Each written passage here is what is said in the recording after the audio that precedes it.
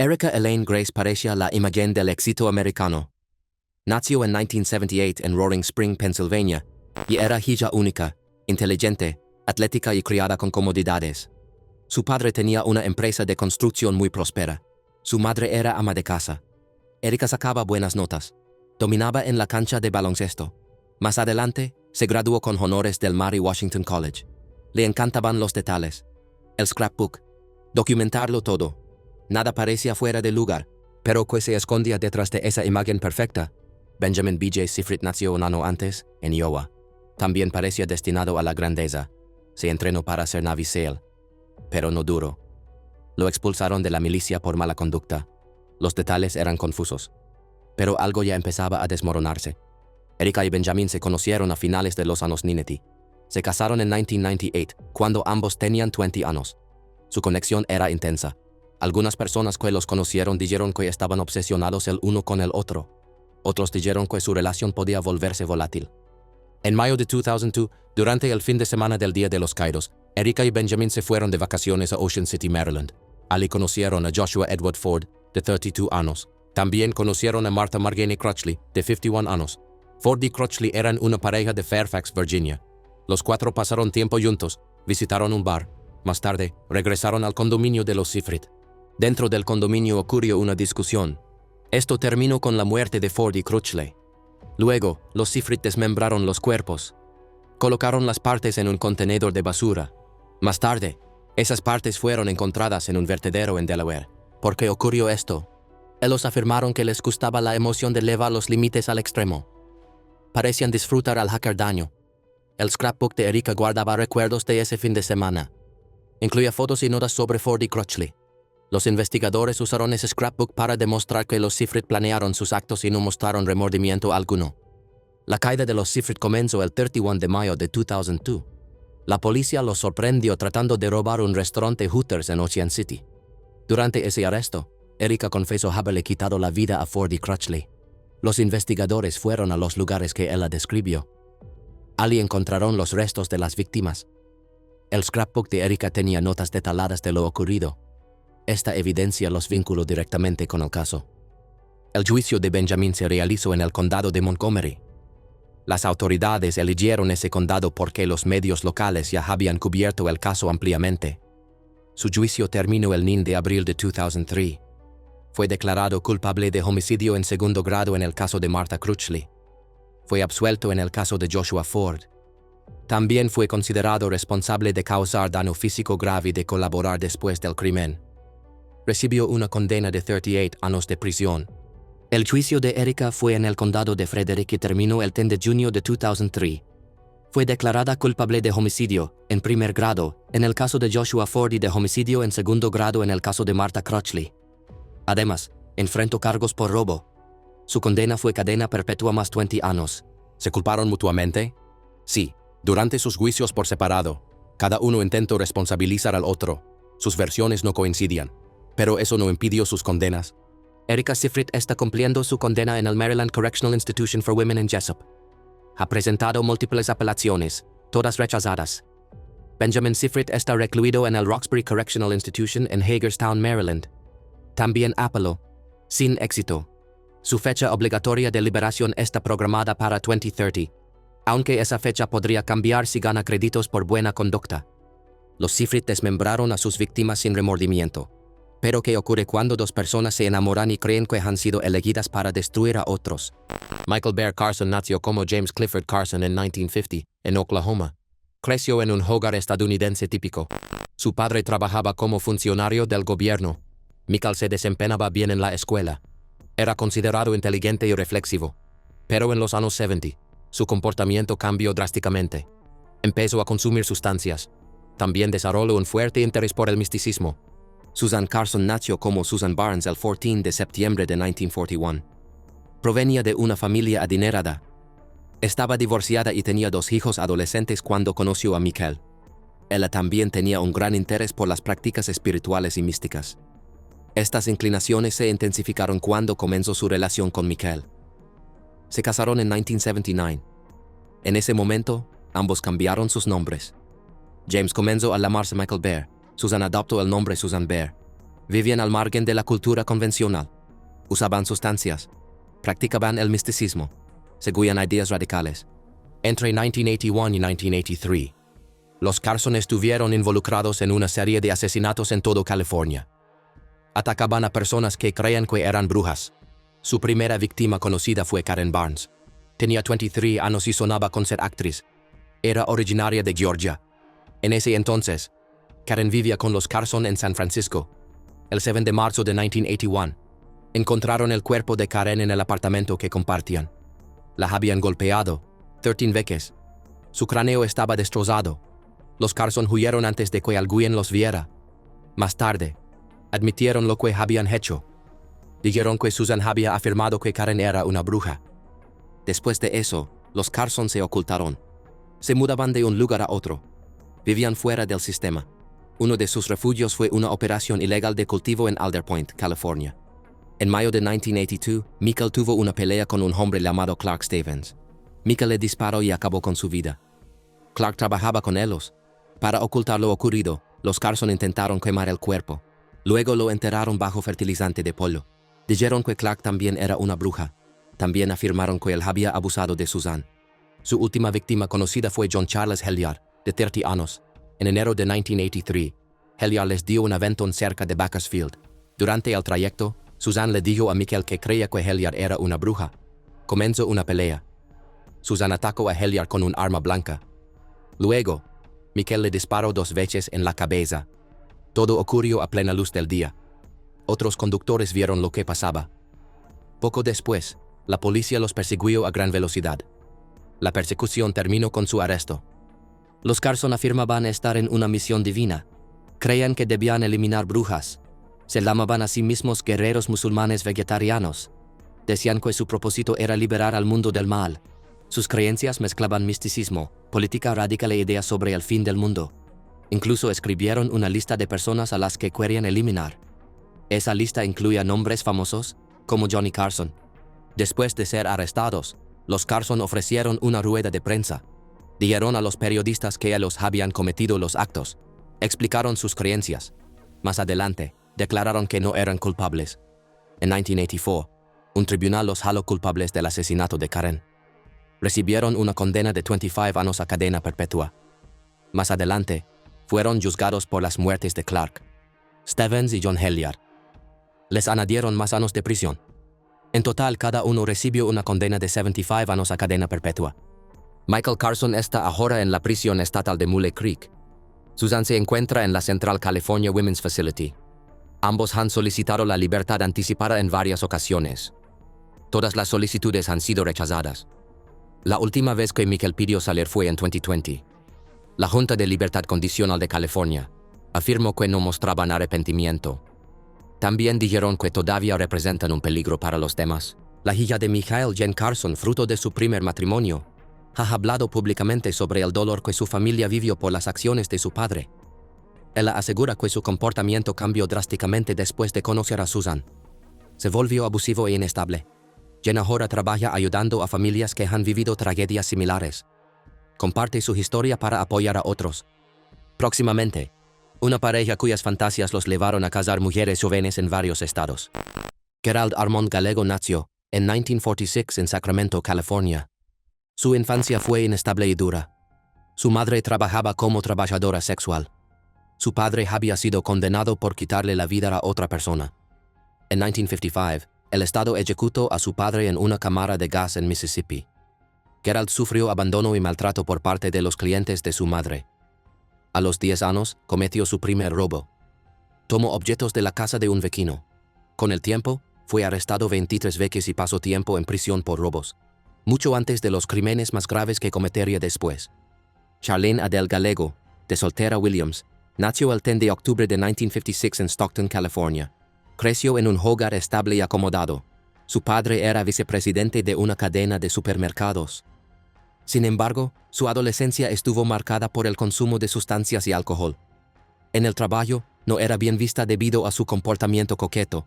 En su vida personal, vivió varias relaciones fallidas y, en una ocasión, intentó quitarse la vida. Todo cambió cuando conoció a Gerald en 1977. Charlene conoció a Gerald en un club de póker en Sacramento en 1977. Su relación avanzó rápidamente. En menos de una semana, Charlene se mudó con Gerald. Él le compartió fantasías íntimas, en las que sentía la necesidad de tener control total sobre otras personas para sus actos sexuales. Charlene, atraída por la actitud dominante de Gerald, lo ayudó a encontrar personas que encallaran en esas fantasías. Gerald creía que eso era necesario para mantener su impulso. Entre 1978 y 1980, Gerald y Charlene Gallego le quitaron la vida al menos a 11 personas en California, Nevada y Oregón. La mayoría de sus víctimas eran mujeres jóvenes. Ofrecen empleo o sustancias para ganarse su confianza. Charlene se acercaba a las mujeres y las convencía de subir a su camioneta. Una vez dentro, Gerald abusaba sexualmente de ellas. Después, ambos terminaban con la vida de esas personas. Su racha terminó el 17 de noviembre de 1980. Un amigo de Craig Miller y Mary Beth Sowers los vio siendo forzados a subir a la camioneta. Anotó el número de la matrícula. La policía usó esa información para localizar a Gerald y Charlene. Los arrestaron en una oficina de Western Union. Charlene negoció con la fiscalía. Aceptó contar todo lo que sabía sobre las acciones de Gerald, a cambio de una sentencia más corta. Admitió haber participado en los asesinatos de Craig Miller y Mary Beth Sowers. Un juez le impuso una pena de 16 años y 8 meses de prisión. Gerald enfrentó juicios tanto en California como en Nevada. En junio de 1983, un tribunal de California lo condenó a pena de muerte por los asesinatos de Mary Beth Sowers y Craig Miller. En junio de 1984, un tribunal de Nevada volvió a sentenciarlo a muerte por los asesinatos de Karen Twiggs y Stacy Redican. Sin embargo, en 1997, esta última sentencia fue anulada. Charlene cumplió su condena y fue liberada en julio de 1997. Mientras estuvo en prisión, estudió psicología, negocios y literatura islandesa. En una entrevista dijo: "Hubo personas que murieron y hubo personas que sobrevivieron. Me tomó mucho tiempo entender que yo fui una de las que sobrevivió". Gerald permaneció en prisión esperando la ejecución de su condena, hasta que un cáncer acabó con su vida el 18 de julio de 2002, en el Centro Médico Penitenciario de Nevada. Nunca mostró arrepentimiento por lo que hizo. La siguiente mujer parecía una chica de oficina cualquiera. Él parecía problemático. Juntos, se convirtieron en monstruos. Ian Brady nació como Ian Duncan Stewart el 2 de enero de 1938 en Glasgow, Escocia. Su madre, Margaret Peggy Stewart, era una camarera soltera. Nunca conoció a su padre ya que, según los informes, falleció antes de que Ian naciera. A los 4 meses de edad, Ian fue enviado a vivir con una familia de acogida en el barrio Gorbals de Glasgow. Durante su adolescencia, Brady comenzó a involucrarse en actividades ilegales menores. Tuvo que comparecer varias veces ante los tribunales. En su juventud, se mudó a Manchester para vivir con su madre y el nuevo esposo de ella, Patrick Brady. Adoptó el apellido de su padrastro. Myra Hindley nació el 23 de julio de 1942, en Crumpsall, Manchester, Inglaterra. Creció en una familia trabajadora y pasó gran parte de su infancia con su abuela. A los 15 años, un amigo cercano suyo murió ahogado, hecho que la marcó profundamente. Esa pérdida la llevó a dejar la escuela y a convertirse al catolicismo. En 1961, comenzó a trabajar como mecanógrafa en Millwards, una empresa de equipos industriales en Gorton, Manchester. Allí conoció a Ian Brady. Entre 1963 y 1965, Brady y Hindley llevaron a cabo 5 crímenes profundamente perturbadores. Sus víctimas fueron niños y adolescentes. Los atrayeron, abusaron de ellos y les causaron un gran sufrimiento físico y psicológico. Finalmente, les quitaron la vida. Ocultaron los cuerpos en Saddleworth Moor, por lo que fueron apodados por los medios como la pareja de los páramos, The Moor's Murderers. Sus actos salieron a la luz tras un incidente relacionado con Edward Evans. David Smith, cuñado de Hindley, presenció parte del crimen y alertó a la policía. El 7 de octubre de 1965, las autoridades arrestaron a Brady y Hindley. Al registrar Saddleworth Moor, los investigadores hallaron los restos de Leslie Ann Downey y John Kilbride. El juicio comenzó el 19 de abril de 1966 en Chester Assizes. Brady fue acusado por la muerte de 3 personas, mientras que Hindley enfrentó cargos por 2 de esos crímenes. El 6 de mayo de 1966, un jurado los declaró culpables. Brady recibió 3 cadenas perpetuas a cumplirse simultáneamente. Hindley fue condenada a 2 cadenas perpetuas también simultáneas, más 7 años adicionales por encubrir a Brady tras la muerte de Edward Evans. En 1985, Médicos diagnosticaron a Brady como psicópata. Ese mismo año fue trasladado al Hospital Ashworth, donde permaneció hasta su muerte el 15 de mayo de 2017, a los 79 años. Hindley estuvo en varias prisiones durante su condena. El 16 de noviembre de 2002, falleció a los 60 años tras sufrir un infarto. Sus últimas palabras, dirigidas a un sacerdote católico antes de morir, fueron: "Dígale a mi madre que la amo", lo que hizo la siguiente para ella sacudiría a todo Canadá y encendería un debate que sigue hasta hoy. Paul Kenneth Bernardo nació en 1964 en Scarborough, Ontario. Era el menor de 3 hermanos. Su padre, Kenneth Walter Bernardo, tuvo comportamientos abusivos hacia su hija. Su madre, Marilyn Elizabeth Eastman, sufría de depresión y agorafobia. Pasaba gran parte del tiempo sola en el sótano de la casa. Más adelante, Paul descubrió que Kenneth no era su padre biológico, sino otro hombre con quien su madre había tenido una relación. Esta verdad lo afectó profundamente y provocó fuertes discusiones entre él y su madre. En 1987, Paul comenzó a agredir sexualmente a mujeres en Scarborough. La prensa y el público lo apodaron el agresor de Scarborough. Esperaba en paradas de autobús, luego seguía a mujeres jóvenes hasta lugares apartados y las atacaba. Entre 1987 y 1990, agredió a al menos 14 mujeres e intentó hacerlo con otras 6. En 1990 conoció a Karla Homolka. Su relación rápidamente se volvió oscura y peligrosa. Juntos atrajeron a 3 jóvenes, la hermana de Karla, Tammy Homolka, y 2 estudiantes, Leslie Mahaffey y Kristen French. Las drogaron, abusaron de ellas y filmaron los actos. Después les quitaron la vida. Estas grabaciones más tarde fueron clave en los juicios. El 17 de febrero de 1993, la policía arrestó a Paul. Fue acusado por el asesinato de 2 personas, privación ilegal de libertad y múltiples agresiones sexuales.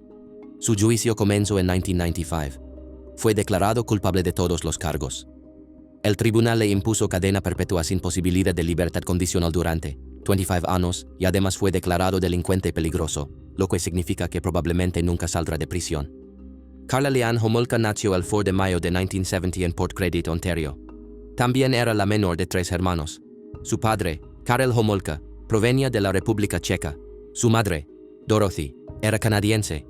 Karla fue una niña atlética y activa en deportes, y era vista como alguien sociable. Su participación en los crímenes comenzó tras conocer a Paul en 1987. Al principio parecía una novia cariñosa, pero con el tiempo, participó directamente en los abusos. Juntos atacaron y asesinaron a 3 jóvenes. La primera fue su propia hermana, Tammy, a quien Karla le dio como regalo de Navidad, a Paul. Le administraron sustancias mientras dormía y abusaron de ella. Tammy falleció por asfixia durante el ataque. Al principio, Karla afirmó haber sido víctima de Paul. Hizo un acuerdo con los fiscales. Testificaría contra él a cambio de una sentencia reducida. En 1993, aceptó los cargos de homicidio involuntario y recibió 12 años de prisión. Más tarde aparecieron las grabaciones que mostraban que Karla participó activamente. El público reaccionó con furia. Muchos consideraron que su castigo fue demasiado leve para la magnitud de lo que hizo. Su juicio se celebró también en 1995. Fue declarada culpable de 2 homicidios involuntarios. Cumplió los 12 años y fue liberada en 2005. Su salida generó una gran controversia y rechazo social. Mucha gente opinaba que no había pagado lo suficiente por su responsabilidad. El caso de Paul Bernardo y Karla Homolka es uno de los más impactantes en la historia de Canadá. Antes de estos hechos, llevaban una vida aparentemente normal. Lo que ocurrió demostró cómo algunas personas pueden ocultar un comportamiento atroz detrás de una apariencia común. Con el tiempo, se ha debatido si Karla fue realmente una víctima o una participante voluntaria. Su acuerdo con la fiscalía y la posterior aparición de los videos encendieron una fuerte crítica pública. Este caso mostró lo complicado que puede ser un acuerdo legal cuando no se conoce toda la verdad desde el principio, y planteó preguntas difíciles sobre justicia y redención. Cuando Karla salió de prisión en 2005, la reacción fue de indignación y desconcierto. Aún hoy muchas personas se preguntan si alguien que causó tanto daño puede realmente cambiar. Él era casi el doble de su edad, y al final, uno de ellos ya no estaría más. Ashley Byers nació en Maryland. Comenzó a tomar clases de ballet a los 8 años. Le encantaba el ballet. Dejó la escuela secundaria para entrenar con el Maryland Youth Ballet. Tenía potencial, pero no logró una carrera estable como bailarina profesional. Más adelante, enseñó danza y diseñó vestuarios. También intentó ser modelo de trajes de baño, pero esa carrera no prosperó. En 2016, Ashley tenía 24 años y acababa de finalizar un divorcio. Conoció a Douglas "Doug" Benefield, un hombre de 54 años. Doug había sido oficial de vuelo en la Marina de los Estados Unidos. Luego trabajó en consultoría gubernamental y contratos de defensa. Tenía una hija llamada Eva, fruto de su primer matrimonio. Su segunda esposa había fallecido en 2015. La relación fue muy rápida. Se casaron solo 13 días después de conocerse. Juntos fundaron una compañía llamada American National Ballet, con la intención de crear un ambiente más inclusivo en el mundo del ballet. Sin embargo, el proyecto tuvo muchos problemas y no duró mucho. El matrimonio tuvo muchas dificultades. Poco después de casarse, Ashley quedó embarazada. La relación se deterioró rápidamente. Ashley afirmó que Doug la maltrataba emocional y físicamente. También dijo que intentó envenenarla. Sin embargo, nunca se encontraron pruebas de estas acusaciones, ni se presentaron cargos contra Doug. Comenzaron a tener disputas por la crianza de su hija. Ambos querían la custodia. Las peleas se volvieron constantes. El 27 de septiembre de 2020, Doug fue a la casa de la madre de Ashley en Lakewood Ranch, Florida. Allí discutieron. Durante esa discusión, Ashley le disparó 2 veces. Doug fue encontrado gravemente herido y más tarde falleció en el hospital. Ashley declaró que actuó en defensa propia, diciendo que Doug se había vuelto agresivo y que temió por su vida. Ashley fue acusada de homicidio en segundo grado. En el juicio, sus abogados aseguraron que lo hizo por miedo, que había sido víctima de abuso durante años. Presentaron declaraciones de testigos y otras pruebas para respaldar que ella se sentía amenazada. Pero los fiscales sostuvieron otra versión. Dijeron que Ashley planeó el asesinato para quedarse con la custodia total de su hija. Según ellos, no fue un acto de defensa, sino una forma de deshacerse de Doug. El jurado deliberó durante 7 horas. Finalmente, la declararon culpable de homicidio involuntario con arma de fuego, un cargo menos grave que el inicial. El 3 de diciembre de 2024, un juez le impuso una condena de 20 años de prisión, más 10 años de libertad condicional una vez que cumpla su sentencia. Durante la audiencia, Eva, la hija de Doug, se dirigió a Ashley. Le expresó su dolor y le pidió explicaciones. Ashley no mostró emoción alguna al escuchar su sentencia. La próxima pareja culpó a las sustancias. Pero lo que hicieron aquella noche fue mucho más allá de la desesperación. El 24 de junio de 2004, en la ciudad de Gwynne, Alabama, Floyd Hill, de 87 años, y su esposa Vera, de 72, estaban trabajando en su cobertizo cuando Jamie Ray Mills, de 30 años, llegó con su esposa Joanne. Jamie y Joanne dijeron que necesitaban usar el teléfono. Los Hill amables los invitaron a pasar. Una vez dentro del cobertizo, Jamie atacó a Floyd con un machete. También lo golpeó con una herramienta para llantas y un martillo de bola. Vera escuchó el ruido y fue a ver qué sucedía. Jamie también la golpeó brutalmente. Después del ataque, la pareja robó $140 y algunas pastillas recetadas antes de huir. Floyd murió en el cobertizo. Vera, aunque aún viva, fue llevada al hospital, pero falleció el 12 de septiembre de 2004, a causa de sus heridas. Jamie y Joanne luchaban desde hace años contra la adicción. Esa noche habían consumido sustancias. Todo indica que el ataque fue planeado para conseguir dinero y sostener su hábito. La familia Hill se preocupó cuando no pudo comunicarse con ellos. Llamaron a la policía. Los agentes encontraron a la pareja en el cobertizo, en la cajuela del coche de los Mills. Los investigadores jalaron las herramientas ensangrentadas y ropa con manchas. Ambos fueron arrestados al día siguiente. En 2007, Jamie Mills fue llevado a juicio por los homicidios. El jurado votó 11-1 a favor de la pena capital. Joanne, al inicio, enfrentaba los mismos cargos, pero decidió testificar contra Jamie. A cambio, se declaró culpable de un delito menor. Recibió cadena perpetua, aunque podría optar a libertad condicional algún día. Jamie siempre sostuvo su inocencia.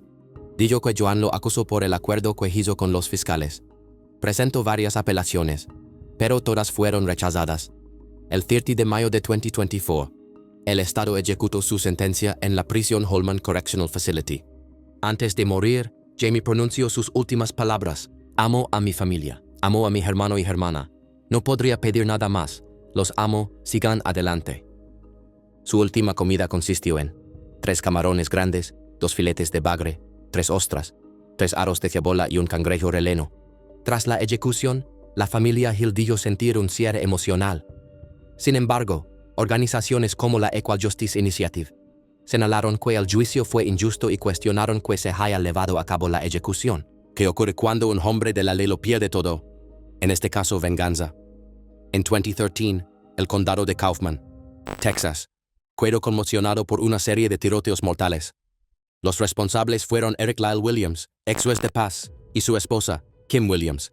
Las víctimas, el fiscal adjunto Mark Hasse, el fiscal de distrito Mike McClelland y su esposa, Cynthia McClelland. Eric sentía un profundo resentimiento. En 2012, fue condenado por robar equipos informáticos del condado. Esa condena lo hizo perder su cargo como juez y su licencia de abogado. Desde entonces, culpaba a los fiscales por arruinar su carrera. Eric Williams nació en 1964. Era abogado y juez de paz en el condado de Kaufman. Después de su condena por robo, su vida cambió por completo. Su rabia lo llevó a tramar un plan violento junto a su esposa. Kim Williams, nacida en 1966, había trabajado en el área de la salud. Cuando Eric fue condenado, ella se convirtió en su cómplice.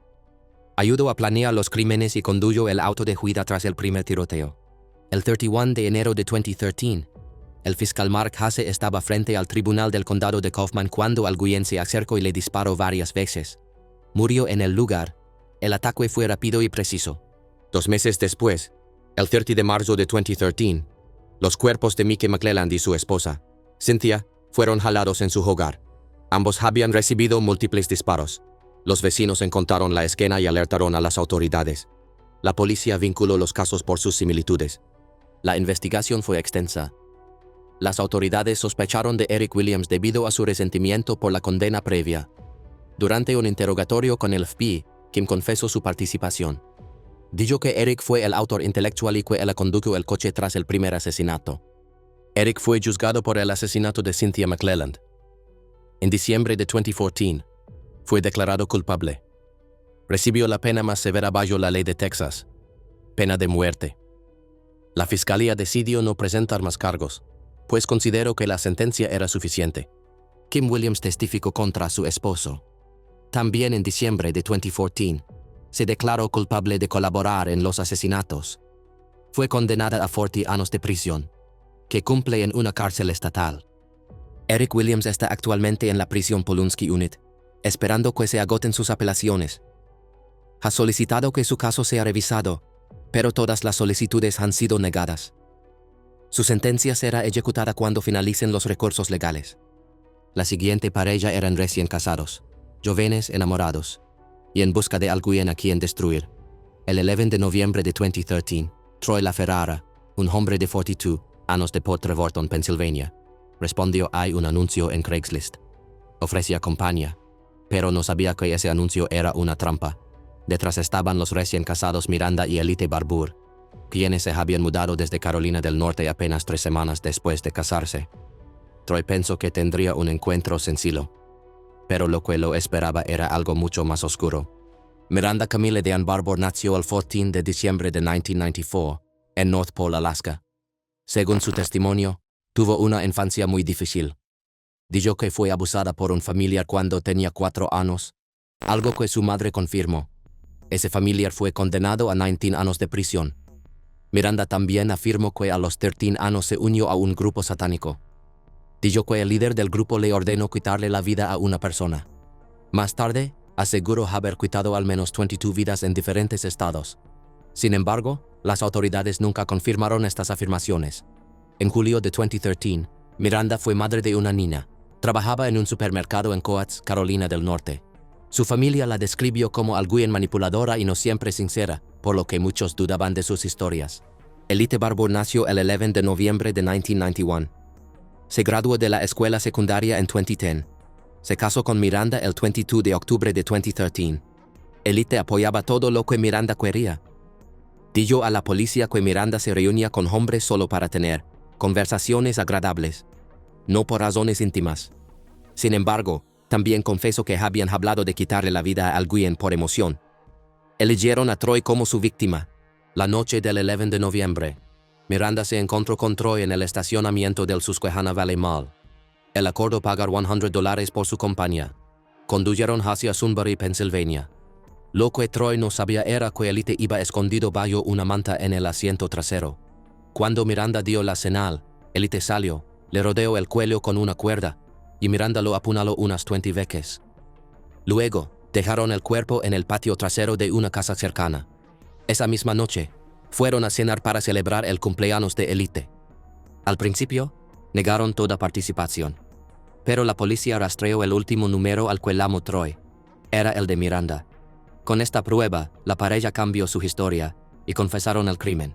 Fueron arrestados y enfrentaron cargos por homicidio, agresión grave, robo y posesión de armas con fines delictivos. Inicialmente, enfrentaban cargos por homicidio en primer grado, lo que podría haber resultado en pena capital. En 2014, ambos se declararon culpables de homicidio en segundo grado. Fueron condenados a cadena perpetua sin posibilidad de libertad. El juez dijo que era la única forma de proteger a la sociedad. Mientras estaba en prisión, Miranda volvió a decir que había matado a más de 22 personas como parte del culto satánico. Su historia acaparó la atención de los medios, pero el FBI y otras agencias nunca encontraron pruebas. Incluso su propia familia dijo que no le creían. Pensaban que inventaba esas historias para llamar la atención.